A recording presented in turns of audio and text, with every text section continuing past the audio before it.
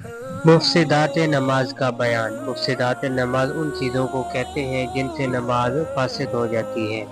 بات کرنا تھوڑی ہو یا بہت، کثر یا بھول کر، زبان سے سلام کرنا یا سلام کا جواب دینا، سیکھنے والے کے جواب میں یرحمک اللہ کہنا، کسی بری خبر پر انا للہ و انا الیہ راجعون کہنا، پورا یا تھوڑا پڑھنا، یا اچھی خبر سن کر الحمدللہ یا عجیب خبر پر سبحان اللہ کہنا، درد یا تکلیف کی وجہ سے اوہ یا اف کہنا، اپنے امام کے سوا کسی دوسرے کو لقمہ دینا، قرآن شریف دیکھ کر پڑھنا، الحمد شریف یا سورت میں کوئی ایسی غلطی کرنا جس سے نماز فاسد ہو جاتی ہے، ایسا کام کرنا جسے دیکھنے والا گمان کرے کہ یہ شخص نماز نہیں پڑھ رہا ہے، مثلا دونوں ہاتھوں سے کام کرنا، قصدن یا بھول کر کچھ کھانا پینا،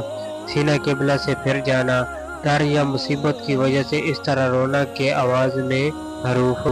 نکل آئے، نماز میں ہنسنا، امام سے آگے بڑھ جانا۔